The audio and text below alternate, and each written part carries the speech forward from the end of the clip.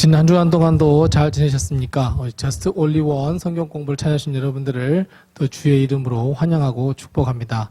오늘은 이제 신약 성경 세 번째 책 누가복음을 가지고 우리 함께 은혜의 시간을 나누도록 하겠습니다. 자, 이제 누가복음입니다.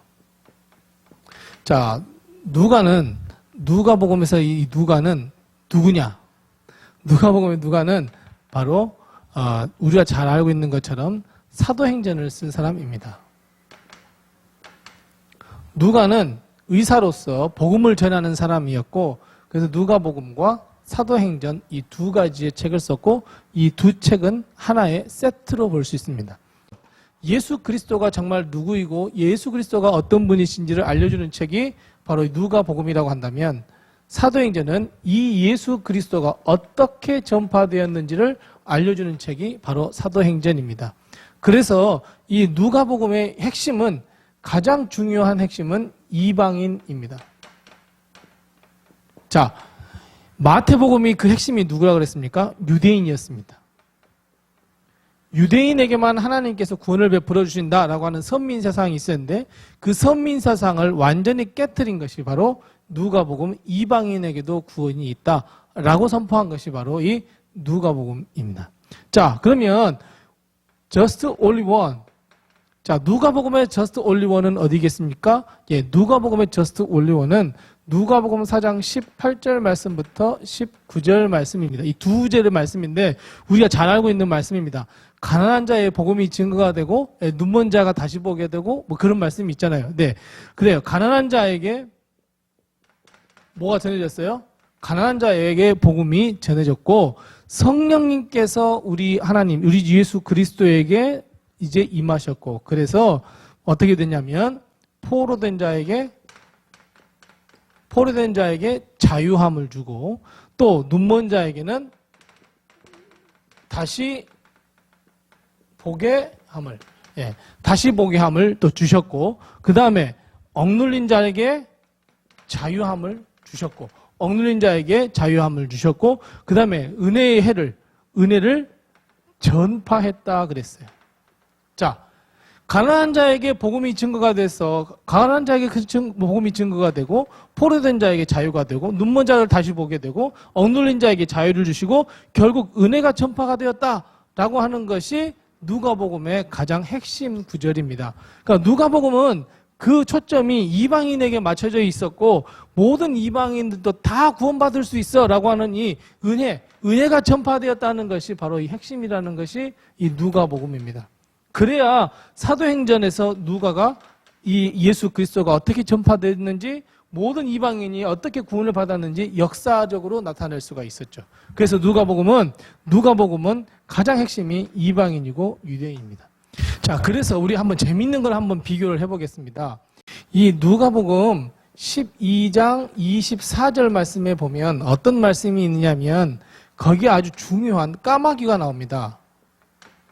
자, 까마귀를 이야기하는데 레위기의 말씀이라든지 신명기의 말씀, 레위기 11장 5절이요. 레위기 11장 5절의 말씀이라든지 신명기 14장 14절 말씀에 보면 까마귀는 어때요?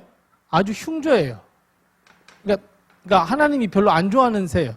그러다 보니까 마태복음에서 이 말씀, 누가복음 12장 24절 말씀을 똑같은 마태복음은 뭐라고 말하냐면, 이 누가복음에는 까마귀라고 분명하게 이야기를 하고 있는데, 마태복음에는 공중에 나는 새라고 나와 있어요. 공중에 나는 새다. 그러니까 이렇게 이 마태복음하고 누가복음이 어떤 사람들에게 읽혀져야 되느냐에 따라서 이렇게 달라진 거예요.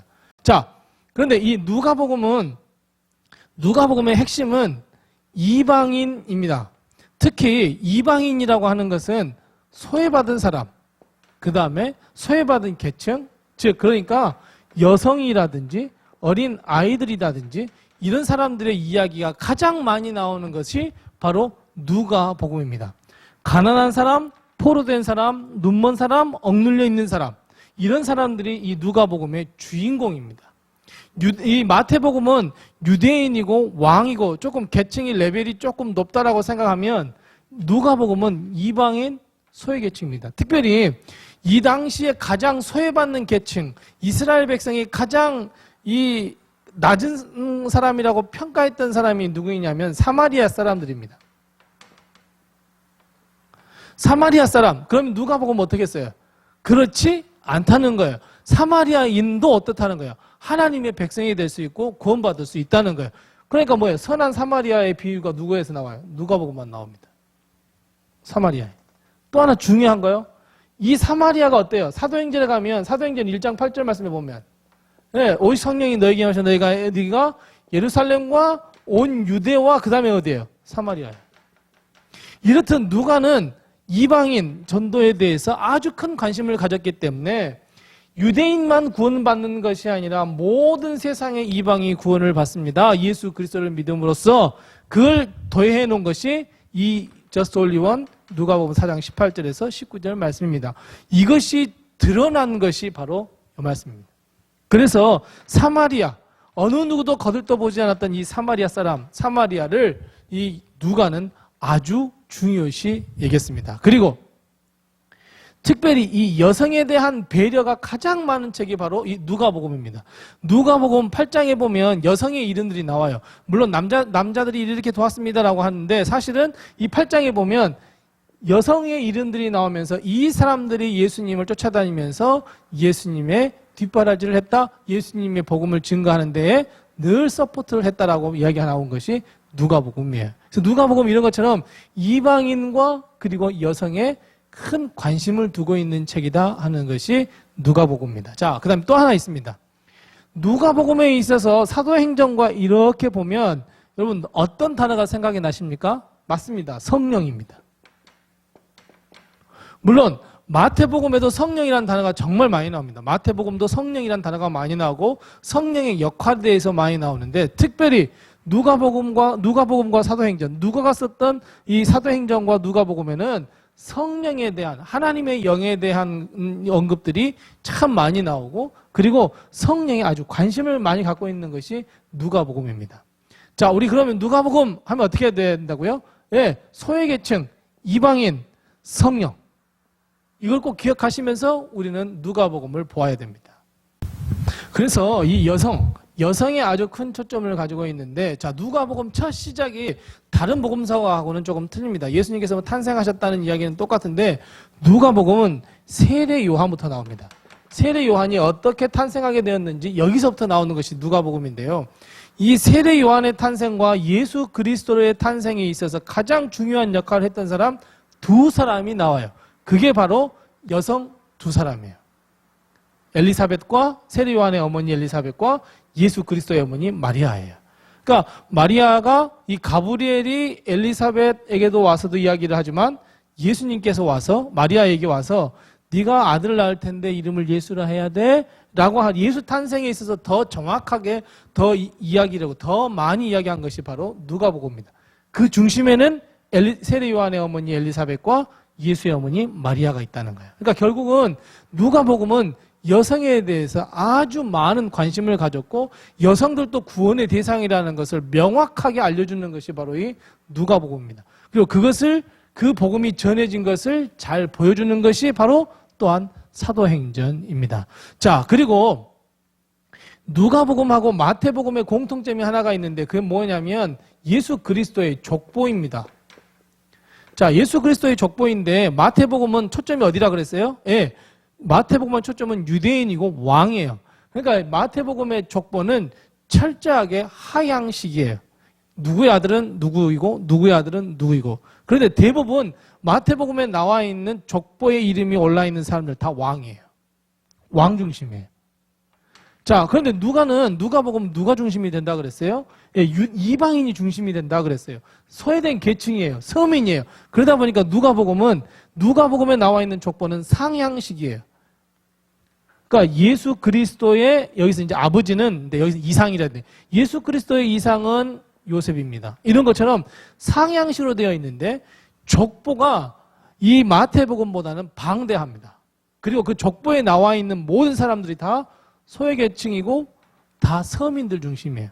나중에 물론 왕의 이름들이 나오기는 하지만 그래서 이 누가는 바로 여기에 초점이 맞춰져 있기 때문에 이 족보조차도 이렇게 되었다라고 하는 것을 우리가 꼭 기억해야 합니다. 자, 그래서 우리 누가복음을 보실 때마다 사마리아인이라든지 소외계층이라든지 여성이라든지, 그러니까 그 여성의 이름이라든지 사마리아인이 동그라미를 치면서 우리가 읽어보면 누가복음은 바로 이런 책이었고, 그래서 Just Only One, 가난한 자의 복음이 전해주고 성령의 충만함을 받은 내가 포로된 자에게 자유를, 눈먼 자에게 다시 보게 하는, 억눌린 자에게 자유함을, 그리고 은혜를 온 세계에게 전파하노라 라고 하는 말씀이 이 누가복음의 Just Only One이 된다는 것을 우리는 알 수 있습니다. 자, 그리고 마지막으로 누가복음이 가장 관심을 가졌던 계층이 있습니다. 그게 바로 잃은 사람들, 그러니까 유대인 말고 잃어버렸던 사람들, 그걸 잘 나타내 주는 것이 누가복음 15장입니다. 누가복음 15장에는 우리가 잘 알고 있는 세 가지, 잃어버렸다가 다시 찾은 비유 세 가지가 나옵니다. 잃은 양을 다시 찾은 비유, 그 다음에 잃은 드라크마를 다시 찾은 여인의 비유, 그리고 세 번째가 우리가 탕자라고만 알고 있는데 어때요? 잃은 아들을 다시 찾은 비유. 이렇게 해서 세 가지의 비유가 누가복음 15장에 나옵니다. 그러니까 어찌 보면 누가복음 15장이 바로 이 저스트 올리원을 가장 잘 이야기해 주는 부분이 바로 누가복음 15장이다라고 하는 사실입니다. 자, 우리 이렇게 해서 누가복음을 도회해 보면 이제 누가복음이 다시 보이기 시작합니다. 그러니까 예수 그리스도의 복음이지만 누가복음처럼 이 이방인에 대한, 그리고 소외계층에 대한 배려를 하면서 그들에게 복음이 증거되어야 되고 그들도 하나님의 복음을 받아 구원받아야 된다라고 하는 것을 알려주는 것이 바로 이 누가복음입니다. 우리 누가복음의 Just Only One 4장 18절 말씀부터 19절 말씀을 다시 한번 읽어보시고 이것이 누가복음에 어떻게 잘 스며들어 있는지 다시 한번 보시면서 누가복음을 다시 보기 해보셨으면 참 좋겠습니다. 자, 오늘 여기까지 누가복음을 우리가 함께 공부했고, 다음 주에는 이제 네 번째 복음서인 요한복음을 가지고 우리 다시 만나도록 하겠습니다. 우리 좋아요, 구독하기, 알람 꼭 눌러주시고 많은 분들에게도 꼭 알려주셔서 풍성한 은혜 잔치가 될 수 있도록, 저스트 올리원이 그런 잔치가 될 수 있도록 해주시기 바랍니다. 우리 또 다음 주 만날 때까지 또 주 안에서 늘 승리하시고 행복하게 지내시기 바랍니다. 다음 주에 다시 뵙겠습니다. 감사합니다.